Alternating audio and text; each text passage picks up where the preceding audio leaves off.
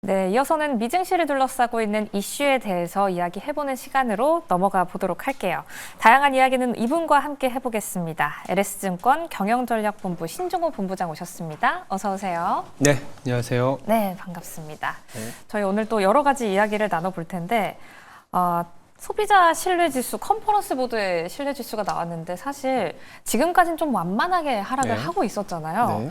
그러다가 4년 만에 또 가장 큰 하락률을 기록하면서 간밤 시장을 뒤흔든 요인 중에 하나다. 이렇게 분석이 되고 있는데 자세히 한번 분석을 해주시죠. 소비와 관련된 지수가 최근에 좀 많이 둔화를 보였었지 않습니까? 뭐 소매 판매 지수도 좀 약했었고 이전에 나왔었던 미시건 소비자 심리 지수도 좀 약했고 전반적으로 소비와 관련된 방향성이 좀 불확실하다 이런 얘기들이 좀 있었던 것 같아요. 원인을 보면 뭐 관세 얘기를 하시는 분들도 있고요. 네. 아니면 이민 정책이 강화돼서 이런 불확실성이 더 부각이 되고 연방 지출 더지라 그래서 연방 예정 지출을 축소하고 있는 어떤 타이밍이잖아요, 시점인데. 이로 인해서 경제적인 모멘텀이 조금은 전체적으로 좀 둔화된 상황을 다들 인지를 하는데 당장 그런 정책적인 방향성이 효과가 나기까지는 아직 시간이 좀 필요하고 내 앞에 다가와 있는 소비자들 입장에서는 뭐 여러 이유가 있겠지만 뭐 계란값 같은 게 엄낙 급등을 하면서 인플레이션 압력이 커지고 네. 거기다가 금리도 뭐 사실은 여전히 높은 금리이기 때문에 이런 부분들에 대해서 이제 소비자들의 심리가 좀 둔화됐다. 특히나 이제 그 관세에 대해서 소비자들이 좀 시장보다 조금 더 우려를 하는 느낌? 그러니까 뭐 제품을 사려고 하는데 관세가 어떻게 될지 모른다라는 그런 불안감이 좀 있었던 것 같습니다. 그런 영향으로 이제 소비자 심리 지수가 예상보다 크게 둔화되는 모습을 보였고 또 한 가지 재미있는 거는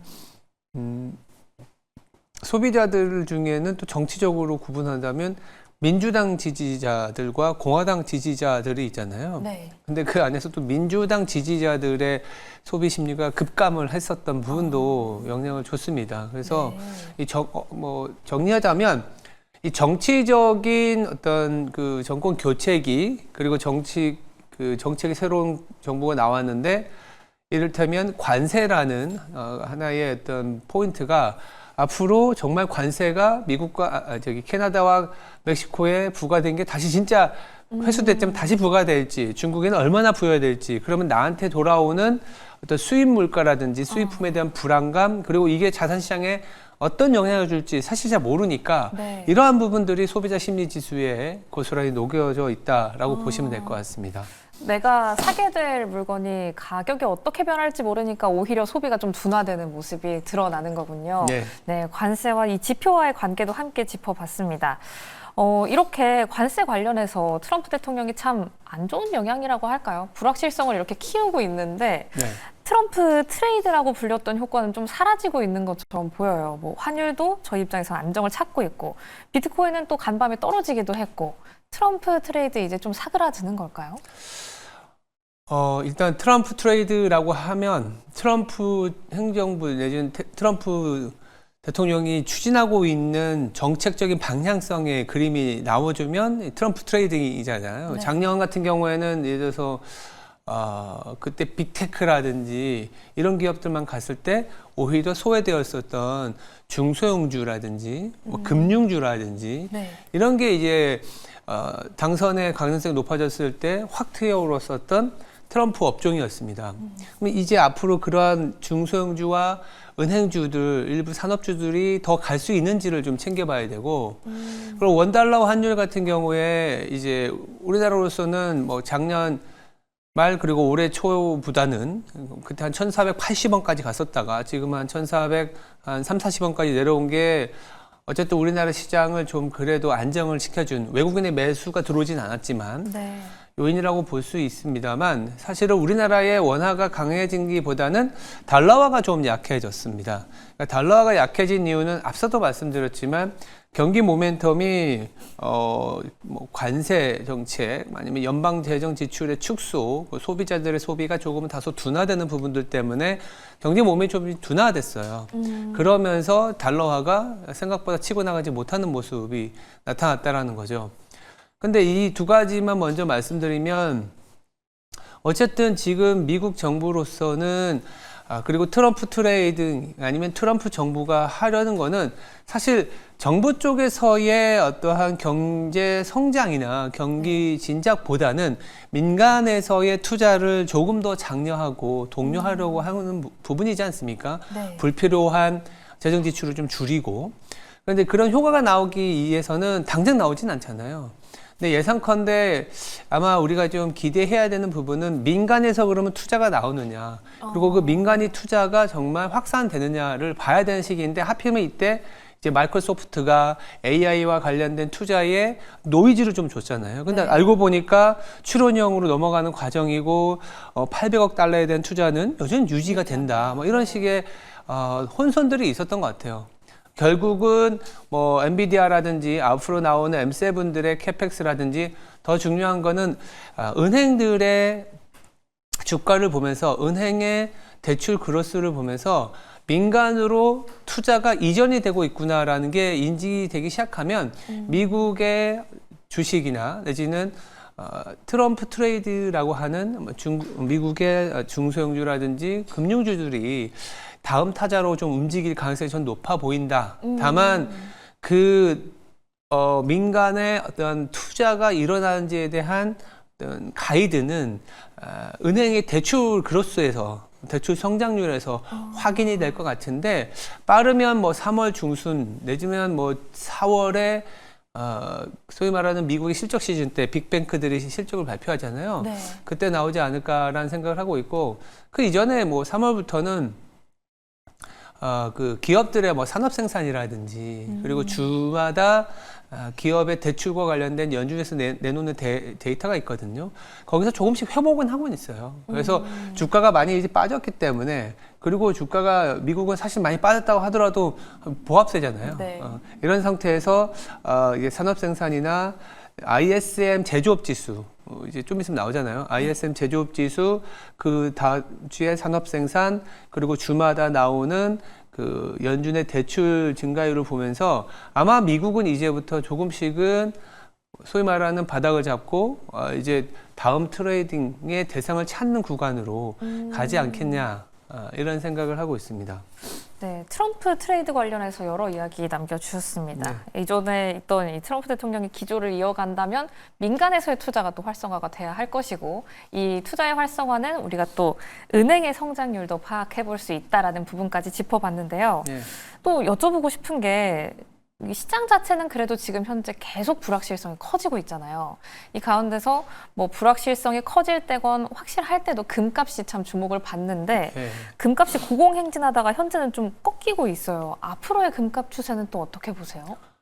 뭐 금하고 비트코인하고 같이 이제 꺾이고 있잖아요. 네. 금하고 비트코인이 왜 꺾일까?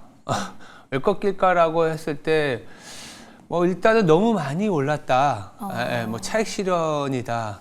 이게 참 재밌는 게 논리는 아니지만 우리나라 언론에서 상당히 많이 나오는 투자 대상은 그때만큼은 약간 차익 실현할 필요도 있는. 그러니까 약간 우리나라에 나오는 어떤 투자와 관련된 뉴스가 굉장히 좀 적시에 판단하기 좋은 것 같아요. 작년 말에는 무조건 미국장을 가자. 네. 국장 탈출은 지능순이다 했는데 맞아요. 그거를 비틀어서 국장을 투자했으면 수익률이 좋았을 것 같고 그리고 금도 예를 들어서 엄청난 김치 프리미엄이고 막 이랬었잖아요. 네.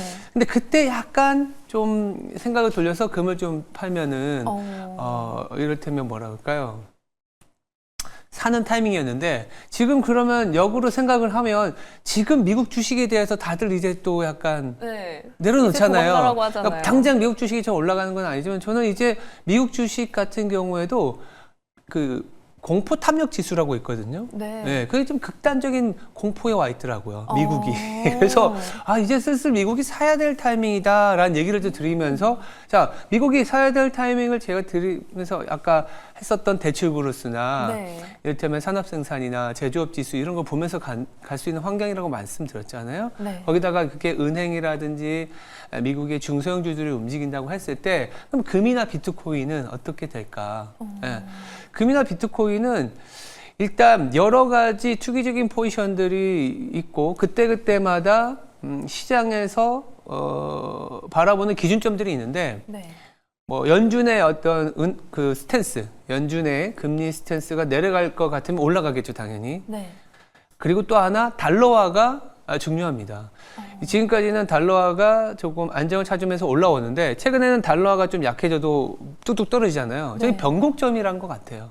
자, 앞으로 달러화가 아까 말씀드린 것처럼 미국이 은행 대출이 돌고 성장률이 올라가고 달러화가 더 이상 하방 압력보다는 안정을 찾고 간다 그러면 달러화가 조금 소면서 짱짱하게 버틴다라는 거는 네. 금하고 비트코인도 당장 시세를 내기에는 좀 시간이 걸릴 수 있다라는 거죠. 그래서 최근에 이 속도감에서 투자의 속도감에서 지금부터 계속 내달릴 수 있는 모멘텀이 저 앞에 보여야 되는데 그거보다는 많이 왔고 이제 트레이드 오프 될 수 있는 달러화가 여기서 약간 안정을 찾을 수 있다는 그림이 보이니 여기가 차익 실현이 나오고 그러니까 금과 비트코인과 달러는 약간 대치되는 국면으로 지금은 또 형성돼 있다고 저는 보고 있거든요. 네. 그러면 달러가 이제 조금씩 안정을 찾았을 때의 투자 아이디어를 우리는 가져가야 되는데 그랬을 때 비트코인과 금은 조금은 뭐 폭락 이런 게 아니라 네. 이미 많이 빠졌고 좀 뭐 수익률이 지지부진한 상태. 그러다가 연준이 뭐 6월이든 7월이든 금리를 내릴 수 있는 환경이 되면 그때 다시 또 상승 압력을 받을 수 있는 환경이지 않을까 이렇게 보고 있습니다. 네, 결국 금과 비트코인 모두 금리와 달러화 강세인지 약세인지 함께 파악하면서 투자를 해보시는 게 좋을 것 같습니다. 또 정말 재밌었던 건 저희 뉴스를 체크하면서 우리가 어떻게 투자 전략을 세워봐야 하는지를 오히려 점쳐볼 수 있다는 점까지 함께 짚어주셨어요. 또 추가로는 지금 들어온 소식 한 가지를 확인해 볼게요. 우크라이나와 러시아 전쟁 관련해서 트럼프 대통령이 젤렌스키 우크라이나 대통령과 28일 방미해서 나와 광물 협정 서명하길 원한다라는 이야기를 했다라는 소식이 들려왔습니다. 또 러시아와 관련해서는 푸틴 대통령이 어제 또 러시아 점령지를 포함해서 히토류 광물을 미국의 기업에 팔겠다라고 이야기를 했는데 결국에는 미국이 히토류를 챙기게 될까요? 모르죠. 근데 그 배경에 대해서 우리가 곰곰이 생각을 해봐야 될 것 같아요. 네. 러우 전쟁을 종식을 시키고 싶은 게 누구일까? 젤렌스키는 러우 전쟁이 끝나기를 원할까? 뭐 그런 부분들을 뭐 곰곰이 생각을 해봐야 되는데 트럼프 입장만 생각해 보면 네. 러우 전쟁을 종식시켰다라는 약간 그 국제 중재자로서 그 방향성과 그 어떤 방법에 대해서는 다들 말이 많지만 네. 어쨌든 파괴적인 어떤 인류의 파괴적인 거기 때문에 전쟁은 없어야 되지 않습니까? 근데 전쟁이 일어난 거는 그 갈등이 있었던 거고 그 갈등의 핵심이 뭔지를 봐야 되는데 어쨌든 우크라이나가 나토에 가입을 하려고 했었던 부분들까지 생각을 해보면 나토 가입은 좀 이렇게 거부하고 미국 입장에서 그리고 얼마 전에 유엔에서 산정됐었던 미국의 중재안을 보면 좀 쇼킹하거든요. 이제 러시아의 침략을 뺐지 않습니까? 이런 네. 부분들을 보면 상당히 좀 예상보다 좀 과격하게 나오는 것 같은데 히토류에 집중해서 본다면 러시아 그리고 그 우크라이나와의 전쟁을 종료로 인해서 얻을 수 있는 저는 두 가지는 여러 가지가 있겠지만 첫 번째는 이 유럽 쪽으로의 러시아 LNG 수출을 끊어놓으면서 미국의 LNG 수출을 유럽이 좀 받아가는. 네. 그러니까 굉장히 중요한 포인트가 지금 우리나라도 지금 안덕근 산업부 장관이 가고 뭐 이럴 텐데 이 대부분의 나라들이 미국에 가서 미국 내에 투자하겠습니다라는 거는 디폴트로 지금 트럼프는 알고 있는 거야. 그건 오케이. 근데 우리 거 LNG 사줘 이거예요. 일본한테도 그렇고 아시아에도 그렇고 하다못해 이제 유럽에도 왜냐하면 중국을 견제하기 위한 거죠. 예. 밖으로 안 나오게 중국 가서 러시아 세력이 밖으로 안 나오게 막아야 되는데 네. 이 돈과 이게 눈에 보이지 않는 건 이제 화폐와 에너지라는 거죠. 그러니까 유럽이 에너지를 LNG 미국 걸 쓰면은 여기 의존이 되고 달러를 쓸 거잖아요. 네. 동아시아도 마찬가지잖아요. 이게 하나가 있고 그러면 이런 거 막 강하게 했을 때 중국 입장에서 뭐 했나요 그동안? 우리 이렇게 하면은 히토리오부터 너네 히토리오 없으면 못 만들잖아. 네. 근데 그 의존도를, 그 리스크를 줄일 수 있는 게 우크라이나에 있는 히토리를 확보하게 되면 중국이 그런 히토리 해도 계속 압박을 네. 할 수 있는 거예요. 그 방향성에서 지금 계속 러우 전쟁 내부에 있는 이슈를 트럼프는 자꾸 자극을 하는 것 같습니다. 네. 그래서 단기적으로 나올 이슈는 아니에요. 그래서 뭐 제렌스키가 그래 광물 협정하고 이제 뺏겼지만 러시아가 주장하는 영토 그냥 우리 인정할게 하고 이게 국제사회에서 그리고 국가 간에 금방 안 나옵니다. 근데 방향성에서는 그렇게 하려는 움직임이 지금 막 나타나고 있는 거다. 네. 네, 이렇게 보시면 될 것 같아요. 전체적으로 이 종전이 어떻게 될지는 역시나 장기적으로 지켜봐야 할 것 같고요. 우리가 챙겨봐야 하는 포인트는 LNG 그리고 히토류 관련해서 미국이 또 어떻게 움직여주는지까지 함께 챙겨보도록 하겠습니다. 이렇게 전반적으로 너무 많은 이슈를 다뤘는데 이제 이 이슈를 바탕으로 우리가 국내 증시에서 얻을 수 있는 힌트 한번 찾아보도록 할게요. 우리 시장 어제 하락 출발하긴 했지만 코스닥은 오전장에서 좀 고개를 드는 듯 했다가 결국에는 양시장 모두 약보합으로 마감을 했습니다. 오늘 우리 증시는 또 어떻게 대비를 해봐야 할까요? 실제 요새 우리 국내 증시는 내부 수급에 의해서 코스피는 연기금, 코스닥은 개인 이렇게 해서 이제 잘 버티고 있고 사실 외국인이 막 사고 이러지는 않아요. 원달러 환율이 지금 한 50원 정도 내려왔지만 외국인들이 우리나라 시장을 강하게 사는 그림은 아닙니다. 강하게 사기 위해서는 방향성이 나와야 될 텐데 그 방향성이라는 게 사실 첫 번째 수출이라는 얘기를 자꾸 드렸고 수출이 다음 주에 3월 1일에 우리 쉴 때 나올 텐데 그때 마이너스 폭이 좀 줄어든다면 그나마 외국인들이 연초 이후에 보시면 아직도 YTD로 마이너스이거든요. 작년처럼 대규모로 팔지 않아서 그런 거지. 그래서 그런 부분들이 지금 2600 중반 이상에서의 그림을 보여주려면 수출이 들어서고 외국인들이 들어오는 환경을 조성해야 된다. 근데 당장은 지금은 수출의 모멘텀이 크진 않기 때문에 지금과 같은 횡보장이 지속될 가능성이 높지 않겠냐라는 거고요.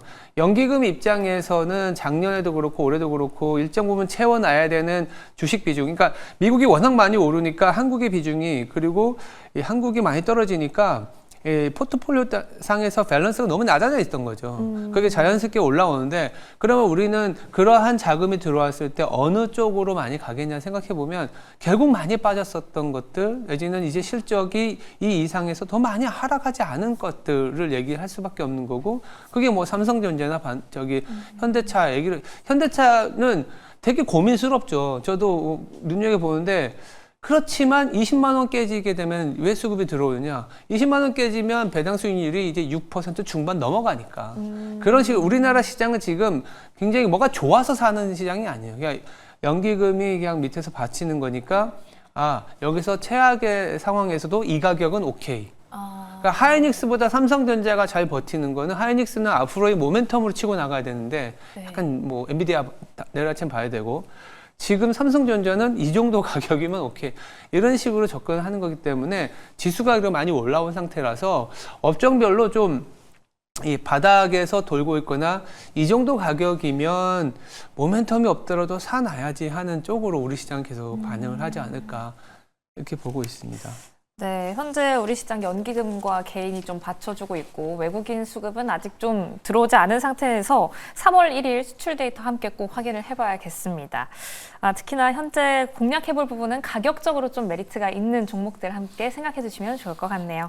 오늘 도움 말씀은 그럼 여기까지 듣도록 하겠습니다. 지금까지 LS증권 경영전략본부 신중호 본부장과 함께했습니다. 고맙습니다.